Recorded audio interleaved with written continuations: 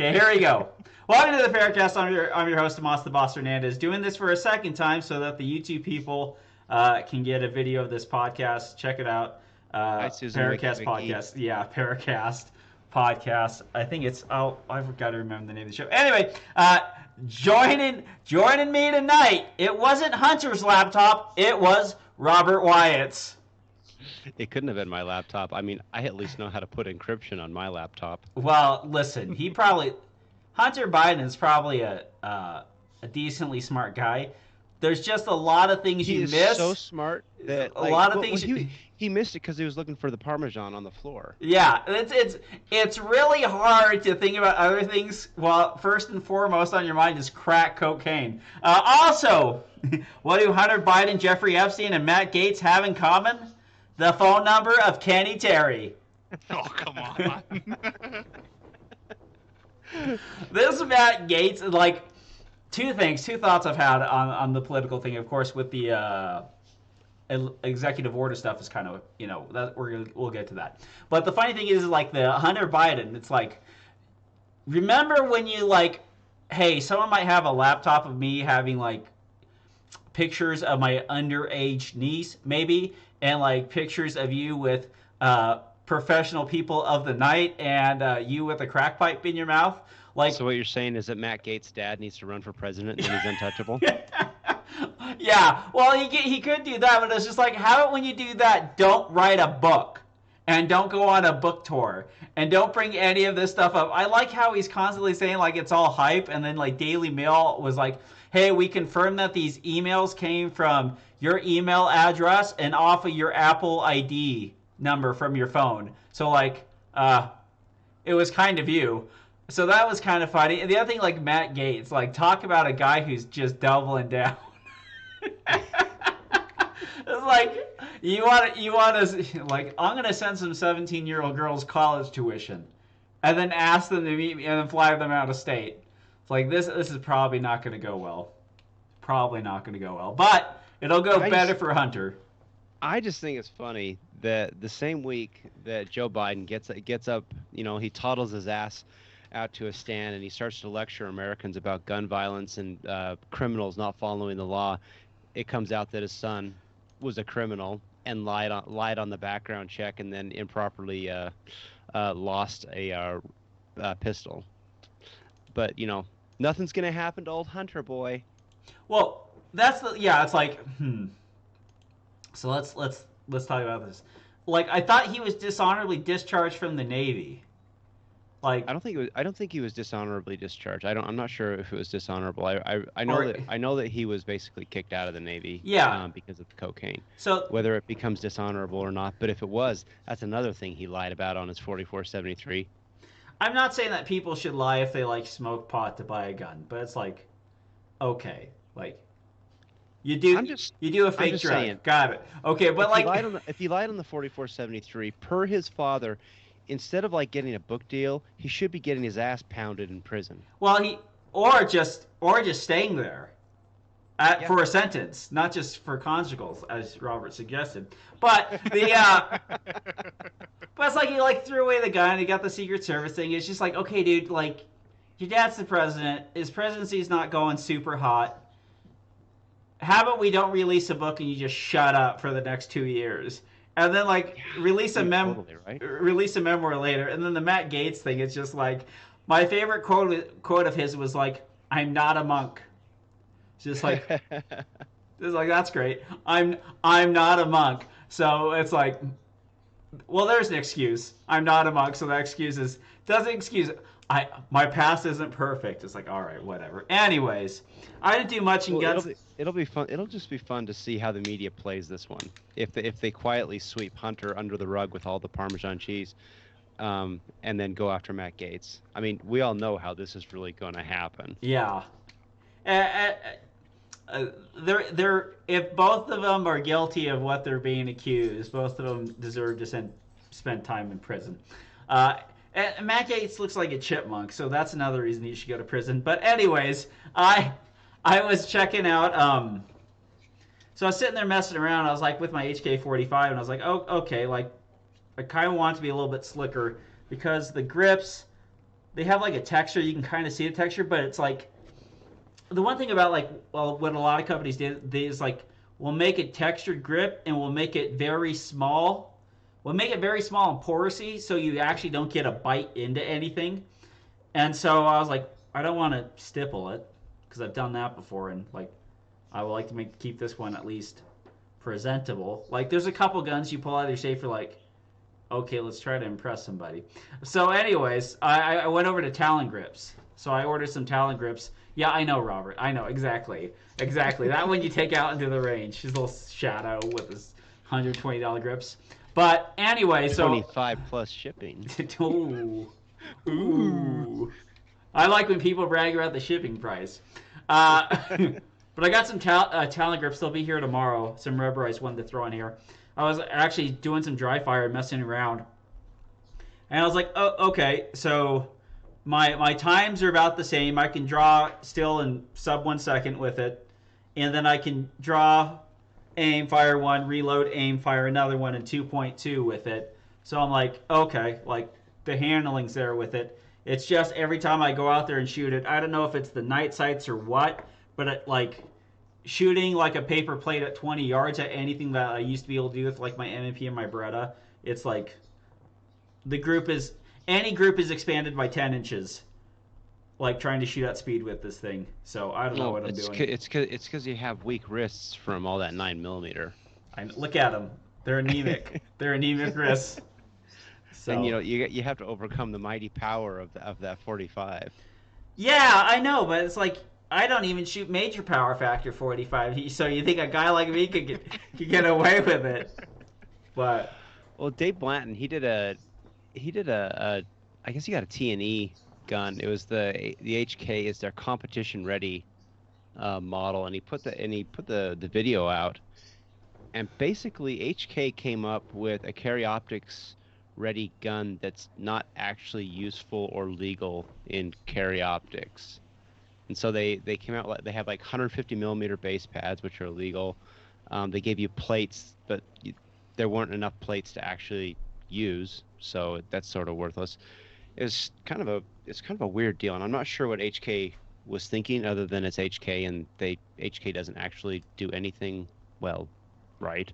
Well, they're uncompromising to their standards. They're even uncompromising to their standards, even if those standards need to meet somebody else's standards.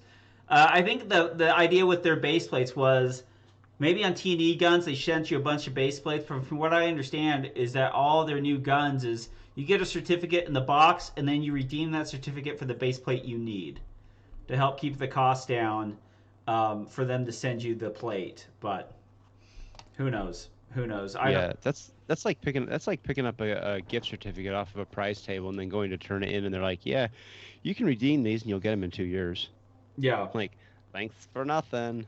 Yeah. Well, hopefully, like if you have some Hollow Sun footprint or something like that, then you'll be able to pick something up and it'll get shipped on there and you can mount it to the gun. The nice thing is that company, at least with their VP9 series, is trying to make all the VP9s optic ready from the factory. Kind of like the Walther, was it PDP or whatever.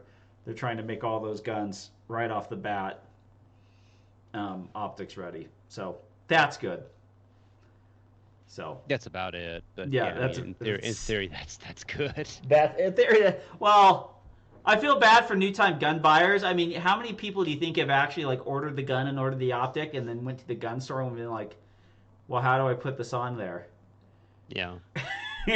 Well, and the funny thing is, I mean, like Dave was asking if he thought that the review was too negative, and at the end of the day, I mean, if you're not necessarily a first-time gun owner, but if you're the kind of person that you're like, I like the HK platform, and I'm thinking I'd like to shoot this in USPSA, say in the carry optics division, you'd want to presumably try and do a little bit of research, and if you found his video and he's like, yeah, it's a nice gun, except for the fact that everything they give you is going to be, you're just going to end up working to try and get this thing to actually work inside the division. Yeah.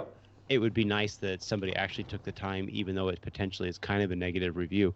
At least then you're getting an honest opinion. And so to that end, I mean, you have to at least give him credit for being honest with the people that watch his channel. Yeah, definitely. Definitely. So, anyways, you guys shot a match. Let's talk about that. Robert, Go you for it, Kenny. start. Oh, fine, Kenny. You go start. Go, Kenny. Go. Yeah, I shot Robert's indoor match. I Kenny's guess work no schedule practicing changed. and no shooting. I still suck. And how much did you beat all of us by? Barely. Yeah, exactly, dick. So, what'd you Yeah, shoot, it Kenny? looks like my schedule changed, and I might be able to actually start shooting again. I shot my limited gun. So, how? So, your schedule shades, you're going to be able to shoot again. Have you been able to keep up on primers enough to shoot at the regular Kenny Terry level? No. I mean, I'll be able to shoot club matches and all my majors, but I'm not going to be able to practice like I did a couple years ago. Yeah. So, is there anything that's changing in the training? I'll have to dry fire more. But, I mean, obviously, I won't be able to shoot 1,000 rounds a week. Yeah. Yeah. That sucks. Yeah, I mean, well, fortunately, I know where Robert lives, and you know, The This one is thing true, is, and sadly, you can outdraw me, so I'm pretty much host. yes, you just take one box at a time. All you got to do is take one box at a time and see if he You and notices. Johnny Cash, man. So you went out there, you shot that match. Anything you noticed is falling apart on you with all the time away? What's the? yeah, footwork, man. Like, it was surprising. Every stage I had bad footwork, and I mean, well, the armory always has hard leans, right? It's just, it is what it is. When you shoot indoors, it is what it is, you know. Yeah. And like every hard lean, I overstepped fault line, understepped fault line. Like I don't think I hit one damn fault line correctly. I'm almost sorry for the hard leans, but it's kind of all you get. I mean, It's part of shooting indoors. Like you just have to accept it. Like yeah, have to go straight down everything range. goes straight down range. Exactly. So the Harleen, so overstepping, understepping, stuff like that. But as far as the gun handling, that felt okay. Yeah, honestly, the only reason I won the match is it was a class buyer that was super heavy on gun handling, and I mean that was still came back like it always did. And Yeah. And then you quickly got the broom and swept up all your 40 caliber brass to take it with you. shit, yeah. I didn't do that. I actually just grabbed a couple 5-gallon buckets against the wall and walk out with those. You just walk out. Here they are. Yeah, I've been told you need to stop doing that because when you do it and I do it, then they don't have any brass left, and they kind of get upset about that. Tell them to get over it. People need brass. Robert, what'd you shoot? Yeah, so I shot that indoor match too. That was fun. I shot production. I'm still debating on whether it's carry optics or production, but every time I pull the production gun out, I enjoy it so much. But this weekend, so Jared they had the UPOA match this weekend, or actually I guess it was last Wednesday when all the coppers went and shot their match, and Jared, he had the idea that he'd just leave all the stages up and let everybody come out for our first slips of match of the month and shoot that. And so it was 10 stages. It was time plus scoring, and they was like 201 rounds. It ended up being a really fun day, and so we shot that. There was originally 11 people in production, and I think a whole chunk of them bounced because they didn't know that production meant you could only put 10 rounds in the gun. Shocker. Oh no! I can only put 10 rounds in the guns. I can't shoot all of a sudden. Well, It's here's funny the way thing. people think. It's like, oh no, Yeah. I'll shoot much worse. Dear God. I would make the argument, and I think I'm pretty right on this, that match was designed more for a low cap shooter than a high cap, because the way that he put that thing together, there was actually a lot of stages that had a lot of low cap options in terms of things you could do. Mm-hmm. By far it was the best option friendly match that I've shot in, gosh, arguably probably 2 years. I mean, most matches are not designed with, I mean, heck, even USPSA Nationals was just a potato race. But no, Jared did a fantastic job with it. And we shot him and we got done. And I'm like, I actually think I could go back and shoot almost every single one of those stages and run an entirely different game plan and still feel like I got my money's worth out of it. But it was a ton of fun though. So, but Tyrell came out, and so we shot with each other. And they for the winners, they had, it was really funny. Jared had his wife make these cups. Well, he bought the cups and she put the vinyl lettering on it, and it said, for the first place, it was definitely not a cop. The second place was probably not a cop, and the third place was maybe not a cop. So So did you win production, Robert? I did. Awesome. I did. Good So for you, I man. got my definitely not a cop. That's pretty slick. So I thought that was pretty cool. No, it was funny because Tyrell and I shot together, and the first couple stages, he and I were just trading back and forth, Mhm. and like really really close. And I think it was the third stage. I went into it, and I went into the very last position, and I pulled, and I go 2, 4, 6, and the gun goes to slide lock. I'd forgotten to actually reload that one mag out of my back. And I think it's always one of those weird things. Our squad was sort of newbie friendly or newbie full. There was a guy named Dat who came up from Austin. I think he might have shot the cop match, but he stuck around. He was a carry optics guy, and he was pretty cool. But I mean, otherwise the squad was pretty new person oriented, and so Tyrell and we pretty much ran that entire squad the whole day. And I have noticed that every single time I do that, I can almost guarantee that I am going to have one stage where I mess up loading the mags or something like that. I think it's just you're trying so hard to relieve, in this case, Tyrell, to help him out so that he's not having to do everything. Yeah. But no, it's fun. We had That's one. right. You were trying to beat Tyrell, make him run every shooter. No. But yeah, no, seriously, like, so the third stage, I went down, and I was like, it was like 4 seconds down. I'm like, well, I'm screwed. I'm just gonna have some fun. And so I spent the rest of the day. I was just trying to claw my way back, and it was the last stage of the match where Tyrell, he shot before I did, and he shot this position, and he goes to roll into the second position. He had a really bad reload, and it kind of fumbled a little bit, and then he finishes the stage, and I'm sitting there looking, and I'm like, I have to win this stage. Like, I have to do well on this Ladies one and stage. gentlemen, the benefit of time plus scoring, where you know exactly how far you're down all day long. We didn't know exactly. We just kind of kept looking at it. We're like, well, I'm about ahead of you on this stage. I'm about behind you on this stage. But I knew that I had to win that stage. And so I get up there, and I had to have one baller run. That's all I had. So, like, draw the gun, shoot it, transition over, shoot the next two targets, get the reload done perfectly, shoot into that position that he had the bobble on, swing the gun out, pop the last two targets, roll over, and I go 1 for 1 on the star. And as soon as I hit that last plate on the star, I'm like, that's it, I won the match. And it was kind of weird. I've never had that before, where I actually know, because that's time plus scoring. You never get that in USPSA scoring, not generally. No. So Go ahead, Kenny. Robert, going into that stage, you saw Tyrell shoot. You know you had to do.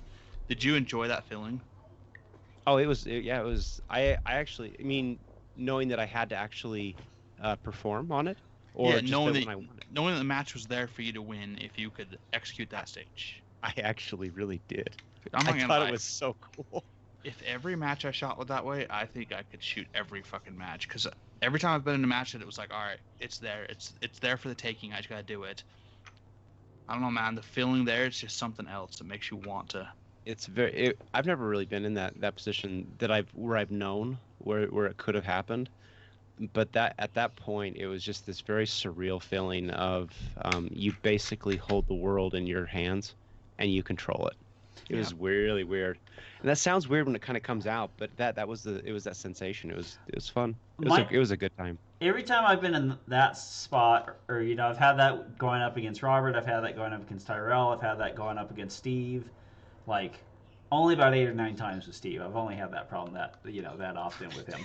But like every time you have that issue where you're going up to it, the funny thing is about when it's your second, and you've seen what they're going to do, whether they train wrecked or not train wrecked. As you go out there, it's like the dedication, the mental dedication it takes, or like the discipline, where you go up there, it's like, I'm going to pull up this gun. It's like, I'm going to draw well. I'm going to pull up this gun. I'm going to line up that sight, and then I'm going to press the trigger correctly. And I'm going to do that as fast as I can because I don't have time. And all of a sudden, it's like when you literally hold the chips in your hand and like, this is how much I got to pay for this match. Like, it's like to win it. Like, it's all of a sudden like everything becomes in focus. It's like I think when you're in a stage, it's like, well, I hope I shoot the match well. I hope I shoot some stages well. I hope I have a good thing. And like when you're in that situation, it's like I hope I shoot this target well, and I hope I shoot that target well. I'm gonna shoot that target well. I'm gonna shoot that target well. And then like everything just becomes an assembly line of victory. It just Yeah. comes down. I'm gonna do this, this, this, this, and this. Yeah, it's moments like that that I know personally you really start to pay attention to how mental like games and stuff like that can be. Yeah, Because I mean on any given Sunday, basically anybody like basically B class and above, they can perform that run necessary to win a match. It's just the level of execution that they can do consistently. Yep. And for you just to be able to get in there and say, I possess those skills, I just need to do them well. yeah. And The- that's weird. It's such a weird concept. Well, the only time I've actually had that experience and not had that experience being like the last stage of a match is on difficult activators and swinging targets. So it's like you have a piece of steel, you have an up down, you have another piece of steel, you have another up down, and like you have to steel, paper, paper, back over there. And you got to do it quick enough because like all the guys are shooting it in like 4 or 5 seconds. And so you're literally sitting there the whole time rehearsing it. Draw, sight picture, wham, wham, whap, whap, whap, whap. And then like you're just trying to go through it over and over again to kind of develop like that's exactly what I need to do. Anytime I get off of it, the stage is going to go sideways. Yeah. So it's fun. If only you could It was if only you could channel that all the time. Yeah. I know. It was a good day though. The weather was absolutely perfect. We got out of there about 3 o'clock. They had their awards ceremony and little prize table stuff like that. But no, congratulations to Jared. I really think he is an excellent stage designer, Yeah. and I really enjoy shooting his stages because he actually designs stages that are fun to shoot, but they have enough options. A low cap shooter doesn't just get stuck into running the same exact thing. Actually, that's sort of funny. I think the limited shooters pretty much only had one way to run most of those stages, where the low cap shooters had options. That's unusual. Did Jared win? He did. He did. So he's not a cop then, right? That's He's definitely not a cop. definitely. For sure. All right, well, head on over to gampulse.com. Use promo code PewPro10, save 10% off your order. Also, head on over to dominatedefense.com. Get the best belt in the industry. At Dominate Defense, use promo code PARA10. Facebook.com/Practical Army Response Academy. You can still, when we ask for questions, hit them there. But mostly, head on over to the Telegram and join our little PARAcast group. Do that, and you can ask questions there, Robert. From Mr. Alex Mansfield, what major matches are you planning on shooting this year? Bighorn, Area 1, Utah State, and probably Idaho State. I think if I have my options, I'd probably like to shoot one IDPA major match. I would like to shoot Utah State and USPSA, and then that's probably the only major USPSA match that I'm probably going to do. Let's see. So, in no specific order, I'm going to shoot Area 3, Area 4, Area 8, potentially Georgia State. Let's see, Utah State, maybe Idaho State. I think that's it. There's probably another one in there, but I'm certain that I'm about certain that's it. Can you tell which one of us has 100,000 primers? Yeah. I am. I'm excited to see Area 3 this year. I want to shoot Area 3 because it is literally the end of an era. And so it is going to be a giant goat rodeo. Yeah, yes, and I'm excited. I don't want to shoot it, but I'm excited to see the stages. Yeah, me too. We're gonna shoot it all in one day, and so it should be interesting. It's horrible. Horrible. But you know what? I mean, next year, Matt Hopkins will run it because he's going to be the new area director. I don't know who's running against him, but it's Matt Hopkins, so he's No. going to be the area director. They're not going to Never win. shot Area 3, have you, before, Robert? No, I almost did once, but then it just didn't work out. I think shooting any major in one day is pretty rough. I think shooting Area prefer 3 it. in one day is going to be the death of you. I prefer shooting matches in one day. It's just so much easier. I really do. I like to get in, basically stay hot, and then just be done with it. Yeah. That's what we have tended to do a lot. And so Area 4, what we're thinking with Area 4 is because the same weekend that Area 4 is, so we will fly into Oklahoma on Wednesday, Thursday walk the stages, Friday shoot the match, Saturday hop on a plane, fly to Georgia, get to Georgia, walk the stages real quick, shoot the match on Sunday, fly home on Sunday. That's cool. I think that would be something fun to do. Yeah. And we're just trying to make it work, because that's going to kind of be the jam, is just making everything work appropriately. But if we can make that work, that'd be pretty awesome. Yeah. Okay, so from hang on a second. From Calvin Leatherwood, what are some good low round count drills to learn on a new gun? Favorite low round count drills. Bill drills generally aren't too low round count unless you set yourself with, like, I'm going to do 5 of these at 25 yards. Then they're actually pretty good drills. And honestly, like, maybe like 25-yard draw, fire 3 shots, like, that's a pretty good low round count drill at like 25 yards to do. Those can be pretty good. Anything like, I'm not really sure how advantageous 4 aces is. 4 aces is about like one of the funnest drills you can do. But the time you're going to stand still, draw, shoot 2 rounds into the target, reload, and shoot the next target with 2 rounds, probably not there. But if you set up a couple boxes, draw, shoot 1 on a piece of steel, reload the gun, moving to the next box. As soon as you get in the box, fire another round onto that piece of steel. It's pretty good. You want to cut the round count in half? Just draw, sight picture, shoot it, move to the next one, reload, bring up the sights, and the drill there. So, bunch of stuff you can do. Yeah, I don't know, for learning a new gun, I'm not sure I can think of any real low round count, because you have to do transition drills. I mean, you have to reload drills, all that, to learn a new gun. So I don't. And I can't think of a transition drill that's less than 6 rounds. I was thinking with transitions, I mean, the idea is getting the gun to a particular spot, and so you could go do it in 4, right? Do 2 on 1, and then you could have a hard swing and go to 2 to the next, trying to get that dot or the sights to that exact spot. But you can do that in dry fire. Well, you could almost make a bring out 3 plates of steel and make yourself like a 3 steel challenge kind of setup to kind of work on transitions.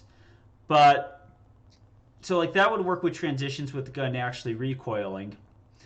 Most of your gun handling you could do in dry fire, but like learning a gun, like the actual part that you need to go to a range and live fire with an actual gun, is probably feeling how that thing kind of just moves in recoil, right? Yeah. And so it almost is helpful to feel it recoil at range, at like one target at some range, because when you're farther away, it's a little bit easier for you to perceptually understand how the gun's moving, because you're trying to shoot something and you need a little bit more precision with the sight picture. Yeah, I would say new gun shoot groups. They're boring, suck, but you need to understand what the gun can do and what you can do with the gun. Yeah. Shoot it one from the rest, shoot like 3 or 4 standing. Just set a timer, like almost like those old like test drills. Go print out a couple B8s, go out at like 15 yards and be like, I'm going to shoot 4 rounds on this B8. Go to the next B8, I'm going to shoot 4 rounds on this B8 with like a little bit of a time, and then just kind of go on from there to kind of get how the gun feels. Yeah. All right, from Jacob Franklin. What's your experience with 80% pistol lowers and fire control units? I have no experience with them. 80% pistol lowers and fire. I too have no experience with them. I should say everybody in my office has started bringing me coat hangers for metal coat hangers for reasons. The one thing is, like, I've had experience with aftermarket lowers, and I haven't had great experiences with all these parts from different manufacturers mating up together. As far as the 80% style guns, I've not put together an 80% pistol. But Robert, have you heard anybody on the internet or a close family friend speaking for a friend? What's your experience? For a friend, I have found that the 80% pistol lowers work just as well as 80%. Look, let's just say that the 80% pistol lowers, they're very easy to manufacture and put together, and they work exceptionally well if you were to do that sort of thing. And I would highly encourage doing that if you were so inclined. Oh, I'm so dumb. We're No, okay, talking so about pistol here's the lowers deal. for rifles, right? No. We're talking about the Glock ones. The Glock So ones. if you Okay. buy from like Polymer 80, they come in a kit. You can actually do it with a Dremel tool. They're really straightforward. You can, if you want, you can chuck it up in a vise, and it will work. But I have seen people do it both ways. They're very, very easy to put together. The biggest thing that you're going to have to just kind of work with and make sure is whenever you're assembling multiple pieces, as far as the slide, because you'll get a slide from one place and the fire control group from another place, and you're essentially trying to get these all from 20,000 different places so that nobody knows where they came from. But it's getting them all to generally work together. And fortunately, since the majority of them are all in the Glock configuration, like a Glock 19 or a Glock 17 or whatever, they do generally work pretty well. The new models from Polymer 80, they come with I think it's a third pin, and it's to make the guide rails actually run correctly, so that by the time you get it all put together, everything works. When I did mine, when I did my first ones, the biggest challenge I had was actually getting the barrel to interface properly with the barrel. The barrel hood to interface with the slide, because it just did not want to properly go into battery clean. And so I ended up having to take a fine file and just really gently start taking off just little tiny bits of metal to get that hood to then mount up into the slide.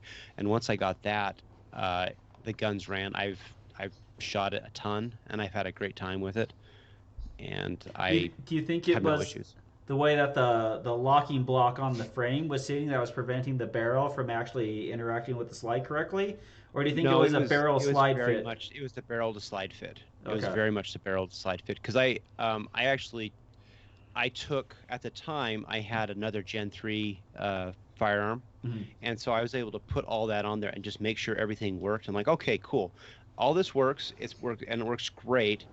So I then take it off and I put mine on. Okay, something's wrong, and it was just kind of this random thing where I was looking at it, and I'm like, oh, you can see that this thing's not actually seating fully up into the slide. And so I started thinking about it. I'm like, well, 1911s people they'll have to do work on the barrel hood to get it to properly Yep. seat. And I'm just like, well, this is probably the same exact thing. And in my brain, I remember Kenny once telling me, he says, basically, if you're ever going to work on a gun part, work on the cheapest part of the item. So if you have to if you have to replace it or whatever, you're not out as much. And in that case, it was just taking a little tiny, just the ever tiniest bit about a metal. And once I got that, it would seat all on its own. And at that point, I I put a little dab of oil on either side, and then I just shot it a bunch, and just the nature of that gun cycling through caused it to work its way in, and it works perfectly, and it locks up nice and tight. I have a lot of fun with it. Awesome. Let's see, from Alex Mansfield. I'm looking to get a suppressor for my AR. What suppressors do you have experience with and recommend? Well, I have a Specwar, and I do not believe that Silencer Co. makes that anymore, but I love it. I think it's probably one of the better suppressors that I ever could have bought at the time. I asked Alex Wendt, and he said, bang for the buck, the Yankee Hill Turbo is a fantastic rifle suppressor. It's very quiet, and you can get them for about $400 or so. The mounts work exceptionally well, and if you're out there looking, he says that's the one to look for right now. I've heard it. It's quiet. It's Yeah. nice. Yeah, I actually asked him. He says one of the things about a lot of the suppressors, especially for a 223, is you have to make sure that the barrel's long enough. There's very few suppressors out there that are actually rated to use in a 7.5-inch barrel with a 223. The pressures are just too great, and so I think the spec war will, but you really want to pay attention to that. Functionally speaking, 10.5. From my perspective, a 10.5-inch barrel is the absolute smallest you should ever go on a 223 rifle or pistol, just because it still gives you a carbine length gas system. You can get the 7.5s, but you're into a pistol length gas system, and you're just dealing with a whole host of problems. Yep. And so if you can do it, the 10.5. Alex was telling me he's got an 11.5-inch barrel, which right now seems to be what a lot of people are going to, and I'm not entirely sure what that extra inch helps, but apparently it seems to be the correct solution for a lot of folks. Yeah, I mean, if you get a little bit more reliability, you get a hint. I've seen some of the 12.5 barrels. That seems like to be kind of a cool way to go in the platform. But mostly, like when you're cutting off when you sit there and watch rounds go through a chronograph, and you see what like a 20-inch barrel will do, an 18-inch barrel, a 16-inch barrel, and then you get down to the 10.5-inch barrels, and you're just like, oh, I'm losing a good 15%.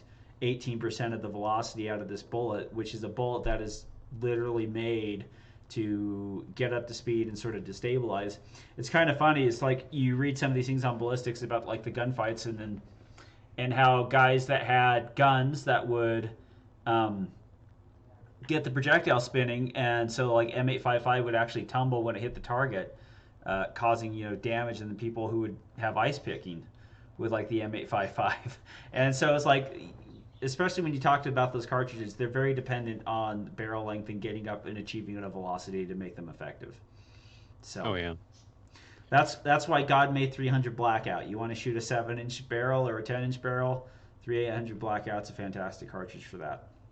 Whereas the communists made the 7.62x39, which is an equally effective round. Yep, pretty good out of short barrels. Mm-hmm. Yep, 308's really good out of short barrels too. That seems like a lot of gas. I mean, that's an overgassed round to begin with. But I no, can't imagine a short barrel with 308. Yeah, but all that gas is pointing at the bad guy, and then you still have a pretty big bullet coming out. So you can do that. This is true. Last question from Alex Wendt. What's your preferred load for 185 grain 45 ACP?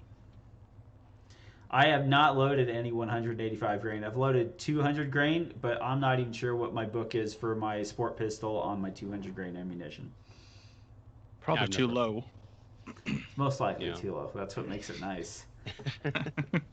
I know. I've never loaded one that slow. I think Barry's is the only company that I know of that makes 185 grain bullet. Yeah, that's not an actual like defensive load hollow point like a spear or something like that. Generally, those guys were trying to get those up to about 1050.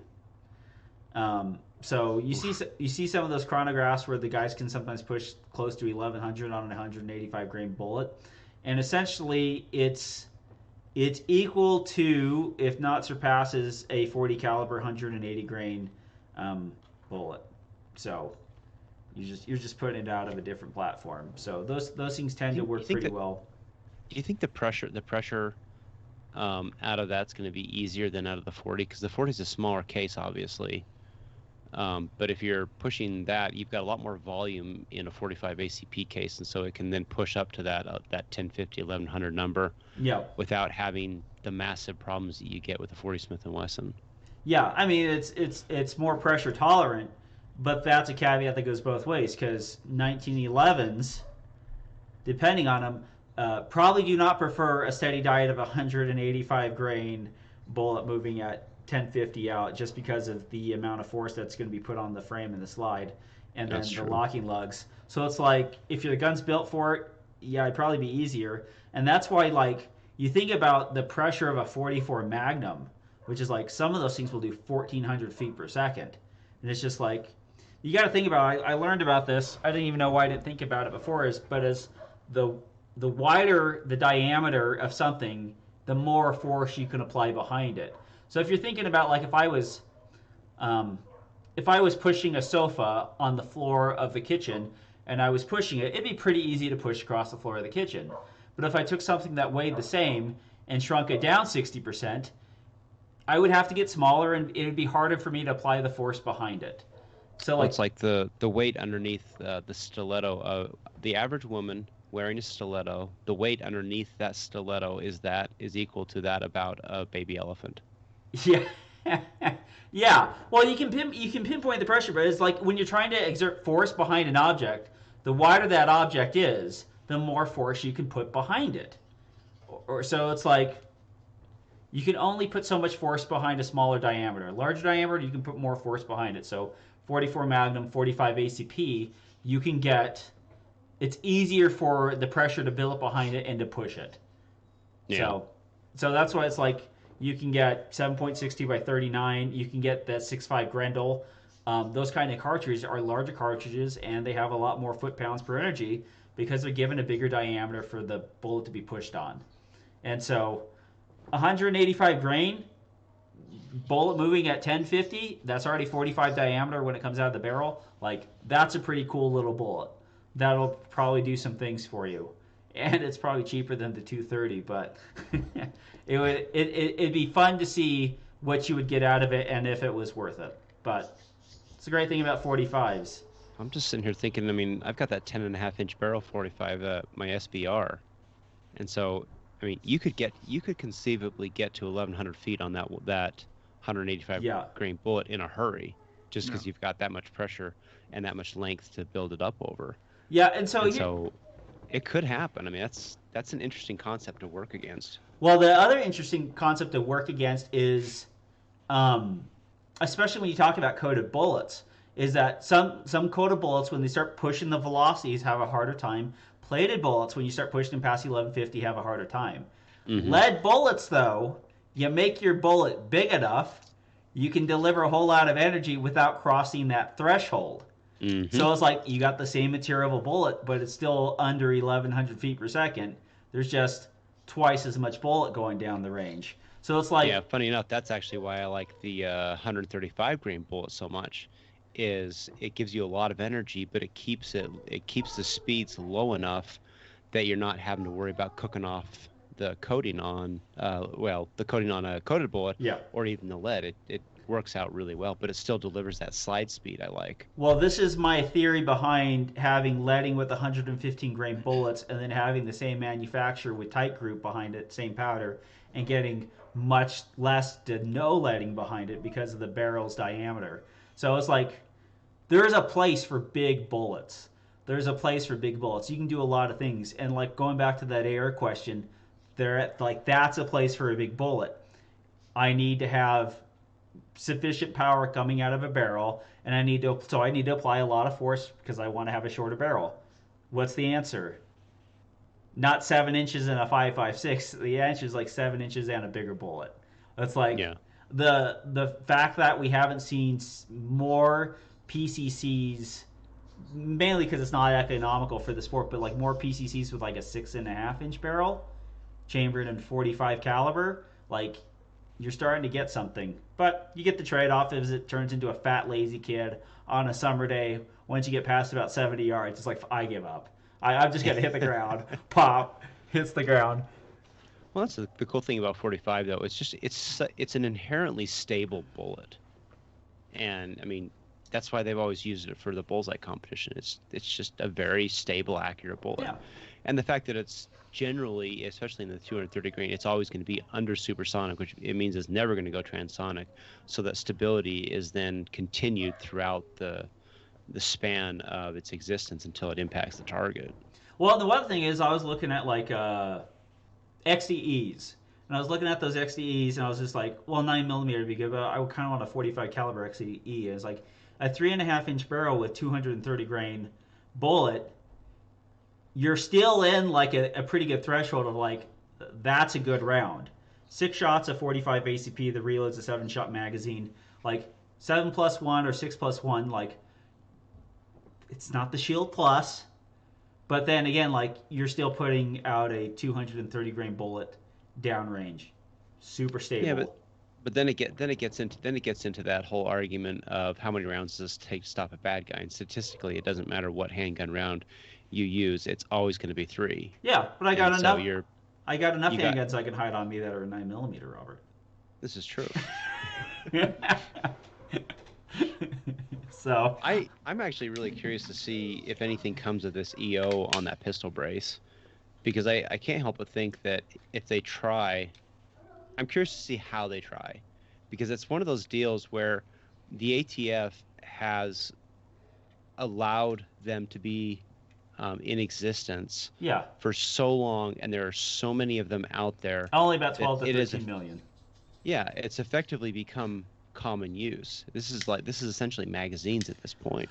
And so how they go through and they retroactively try and regulate that, and they're like, well, we'll give you a free one-time NFA stamp or whatever, and it's like, well, that's not going to work. Yeah, I mean that's infringement of the highest order, because you're now making people jump through this huge, massive government hoop. yeah. I sort of hope they try, because the lawsuit is gonna destroy them. Well, the one thing is like, do you try to make it an NFA item? Then what's the punishment for people not making it an NFA item? One is like, you don't really have a good idea of who put a pistol brace on it and who didn't, or who took it off. It's like all of a sudden, because that's another thing, is you have an issue with this, like, well, I don't want to make it an NFA item, I'm going to take the pistol brace off. I now have it without the pistol brace. And now you're an SBR. No, because it's a pistol. Because it was milled and built as a pistol, and so since you don't have a brace, it's just a pistol with a buffer tube.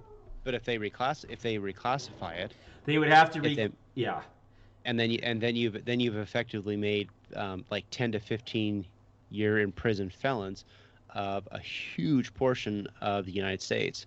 And that's what I'm saying. I almost kind of wish they'll go after it, because the lawsuit will be glorious. Well, the one thing is they'll lose. If you take AR-15, right? So if you take a pistol that's in a rifle caliber, and then you say all pistols in such and such barrel length and whatever are now classified as rifles, that does more than just the AR-15 or short-barreled AKs. Like, you can get and do like Thompson Center, right?